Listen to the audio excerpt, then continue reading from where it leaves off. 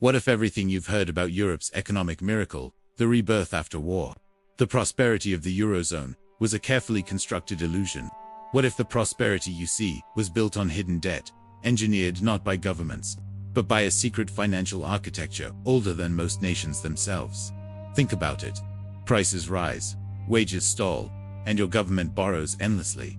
Yet somehow, banks and financial elites always seem to profit. How is that possible? Because what you're living through isn't an accident. It's a system designed to keep nations, and by extension, their citizens, forever paying interest to invisible creditors. What if that system has been in control for over 2 centuries? And what if its architects are still pulling the strings today, influencing everything from your mortgage rate to your tax bill? Where are you watching from right now? Drop your city in the comments below. And if you're ready for the unfiltered truth that the mainstream media will never touch, hit that subscribe button and turn on all notifications. Because in this video, we're peeling back the curtain on Europe's hidden debt web. We'll expose how the very same mechanism that financed kings and empires still governs your paycheck today. This isn't just history, it's your reality. Let's rewind. Back in the 19th century, real power didn't belong to parliaments or presidents. It belonged to creditors. When European monarchs decided to go to war, who do you think paid for the cannons, the uniforms, the ships? It wasn't the kings tapping into their personal fortunes. No, it was the bankers. A few powerful names dominated this landscape, and none was louder than Rothschild.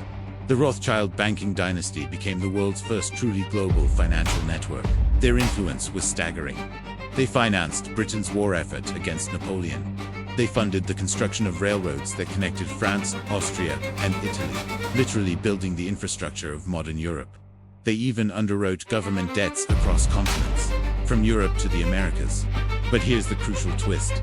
These weren't simple, friendly loans. These were contracts with clause, with conditions that bound entire nations to interest payments, stretching for decades, sometimes even centuries. Generations of taxpayers would be born into a system where their labor was already spoken for.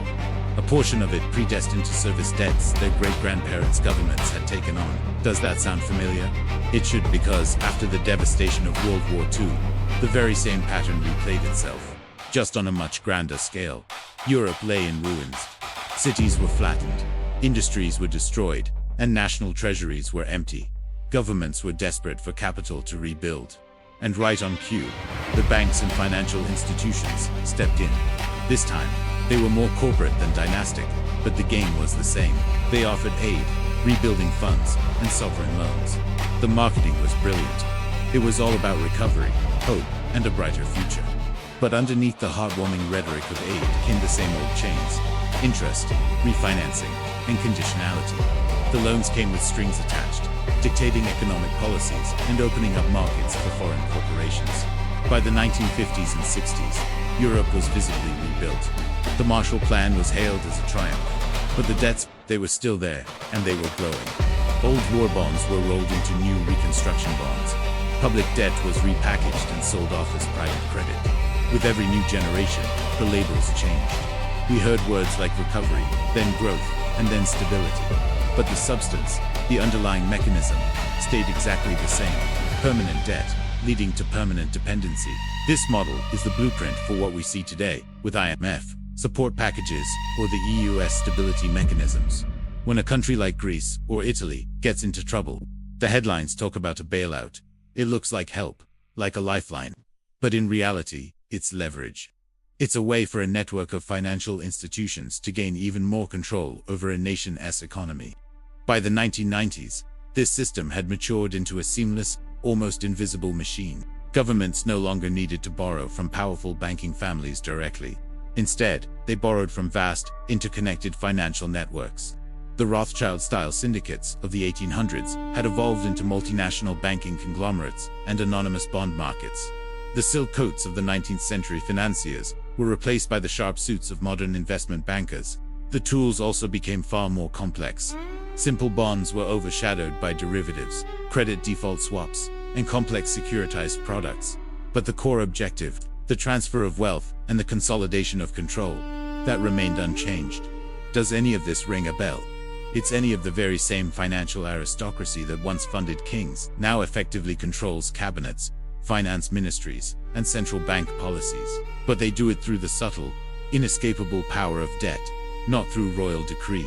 They do not need to sit on a throne when they can control the interest rate on a nation's bonds. This is a much quieter, more effective form of rule. Now, here's where the story takes a darker turn. Behind every sovereign loan, every aid package, and every bailout that you read about in the news, there exists a second, hidden layer of debt. This is the part the public never sees. You won't find it in government budgets. It's not debated or voted on by parliaments. It's hidden in the shadows, tucked away in complex off-balance sheet contracts, derivatives, and currency swaps, all quietly engineered by private banks for their own benefit. This is what we can call the shadow debt machine. It is the real engine of Europe's hidden financial empire. It's the mechanism that allows 1 trillion euros of official government debt to become 10 trillion euros in actual obligations and liabilities without anyone realizing it, until a crisis hits, and it's far too late. These aren't ordinary loans. They are financial weapons. They are bets on an industrial scale complex, derivatives that can multiply losses exponentially, secretly flip fixed interest rates into crippling variable ones, and trigger payment avalanches that can bankrupt a country overnight. And the scariest part, this playbook isn't new. They've been running variations of this strategy since the 1950s. It's been hidden inside central bank stabilization programs, buried in the fine print of EU treaties, and concealed within obscure currency swap agreements between nations. It's a system of extraction, perfected over decades. So, the ultimate question is, who created it? Who designed the blueprint for a system so powerful it could enslave entire nations without firing a single shot? The name behind the original architecture might just shock you. And the proof, the original receipt for this entire system, is wilder than you could possibly imagine. We found it. Alright, let's pick up right where we left off. We're talking about the shadow debt machine, Europe's quietest and most powerful system of control. Here's how it really works. Step 1. The visible debt. A government, say, France or Italy, issues bonds, let's call it 100 billion euros to fund public spending or new infrastructure. These bonds are then bought by big banks, pension funds, and other financial institutions. This is the official debt, the number you see on the news. But that's just the tip of the iceberg, the part they want you to see. Step 2. The hidden multipliers. The very moment those bonds are issued, the real game begins. They're sliced up, repackaged, and re-leveraged into what are called synthetic assets. Think of things like interest rate swaps, credit default swaps, and collateralized debt obligations. Each one of these complex financial products adds another layer of potential profit and a massive amount of hidden risk. That initial 100 billion euros, in the hands of these institutions, it can be flipped into 500 billion or even a trillion euros of financial exposure, all sitting on private balance sheets. It's completely invisible to the public, but is fully enforceable when a crisis hits. And here's the catch. When interest rates move or currencies shift even slightly, these complex contracts can trigger, suddenly, what looked like a safe, manageable debt turns into a ticking time bomb. Interest payments can double, triple, or just explode overnight. Step 3. The European example. Let's look back at Greece in 2008. Before the big crisis, Goldman Sachs helped engineer a series of complex currency swaps that cleverly hid billions in government debt from public view. They did this by converting euros into dollars, then back again, just to make the debt numbers on the books look smaller. But those swaps weren't just a magic trick, they were leveraged. By 2010, Greece's official debt of around 300 billion euros had actually spawned over 1 trillion euros in derivative exposure, lurking in the shadows. So when the markets panicked, all those hidden obligations came due at once. The result, a national collapse, crushing austerity measures, the forced sale of public assets, or privatization. Pensions that people had worked their entire lives for simply vanished. Ordinary citizens were forced to pay for incredibly risky bets they never even knew were being made. Now, multiply that exact model by every other nation in the EU, and you start to get the real picture. An entire continent mortgaged to its own financial class.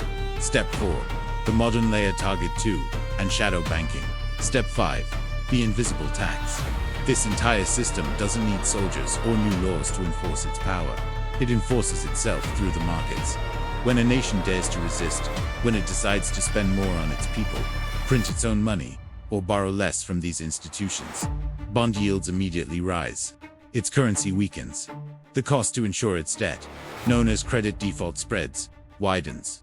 This isn't punishment from another government. This is punishment by the market, the new, invisible weapon of empire. And who controls these market forces? The very same institutions that built the machine in the first place. The global investment banks, the shadow funds, and the legacy financial houses, whose ownership can be traced back to the old European dynasties. That's the real genius, or perhaps the evil of this system. Almost no one sees it, yet everyone feels its effects. Step 6. The numbers they won't tell you. Let's look at 5 key figures. First, total European sovereign debt is around 13 trillion euros. Second, the total value of derivatives linked to that debt is over 2.3 trillion euros. Third, the target to imbalances we just talked about are at 1.9 trillion euros and still growing. Fourth, the annual interest payments flowing northward are estimated to be around 120 billion euros. And finally, the number of public audits that have ever exposed this entire mechanism. 0. 5 numbers. 5 receipts that show how power continues to flow upward, all hidden behind polite, reassuring language like monetary stability. Step 7. The illusion of freedom. We vote, we protest, we debate policy. But the debt doesn't care who's in charge of a country. Because the real power isn't located in parliaments or presidential palaces, it's in the payments. The moment a nation misses a single payment, the machine activates. Credit ratings are downgraded. The currency collapses. Capital flees the country, and then they go right back, asking for another bailout, another loan, another leash to put around their necks. That's not democracy. That's debt feudalism. Just polished, digitized, and dressed up in modern suits. So, where does this leave us? The same basic system that once financed kings and empires now owns entire democracies.